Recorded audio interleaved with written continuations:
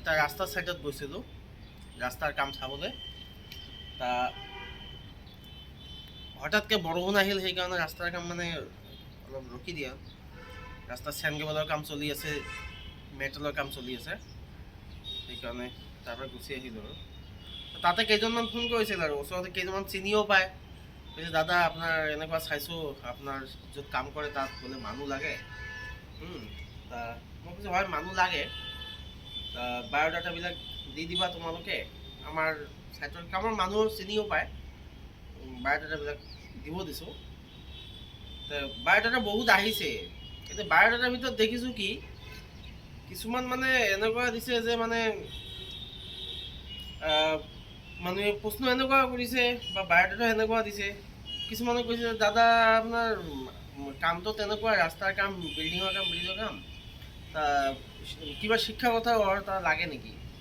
মই কৈছোঁ শিক্ষাগত কি আছে আৰু, মানে কোনোবাই যদি এনেকুৱা হয় যে মানে মেট্ৰিক পাছ বা মেট্ৰিক ফেইলেই হ'ল, বা কিন্তু ফেইল হ'লেও তাৰ মানে ইমানখিনি মানে অভিজ্ঞতা থাকিব লাগিব যে এটা কাম কৰিব জানে বা 10টা লেবাৰ চলাব জানে, মানে ছুপাৰভাইজাৰ টাইপ।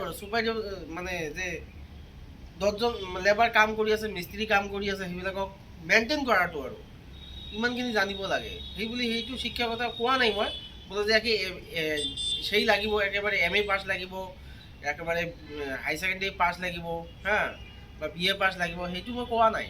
কিছুমানে তেনেকুৱা ধৰণৰ মানে মোক কি কৰিছে আৰু দাদা এনেকুৱা কিবা তেনেকুৱা যোগ্যতা লাগে নেকি?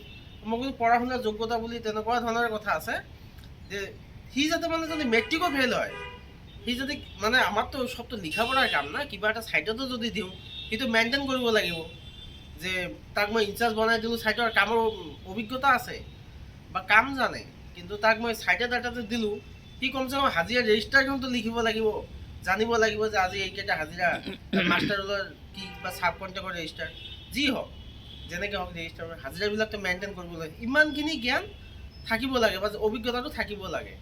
একেবাৰে সেই মানে পঢ়া শুনাৰ যোগ্যতাটো সেই থাকিব নালাগে যে একেবাৰে MA পাছ BA পাছ থাকিব, সেইটো বুলি কোৱা নাই। তো তেনেকুৱা ধৰণৰ মানুহ বিচাৰিছোঁ মই। মই সেইটোৱে ক'ব বিচাৰিছোঁ যে মানে তেনেকুৱা ধৰণৰ যে পঢ়া শুনাৰ কোনো কি নাই, মেট্ৰিক পাছ হ'লেও হ'ব বা হাই ছেকেণ্ডেৰী পাছ হ'লেও হ'ব। মেট্ৰিক পাছ যদি নকৰেও বা এবাৰ দুবাৰ দিছে বা বেয়া হৈছে, তেনেকুৱা হ'লে হ'ব, কিন্তু কামৰ অভিজ্ঞতাটো জানিব লাগে যে মোৰ নলেজ আছে, মই চলাব পাৰোঁ বা মই চলাইছোঁ, বেলেগত কাম কৰিছোঁ, তেনেকুৱা ধৰণৰ। সেইখিনিয়ে জনাব বিচাৰিছোঁ যে পঢ়া শুনাৰ কোনো কি নালাগে। ঠিক আছে, এইখিনি।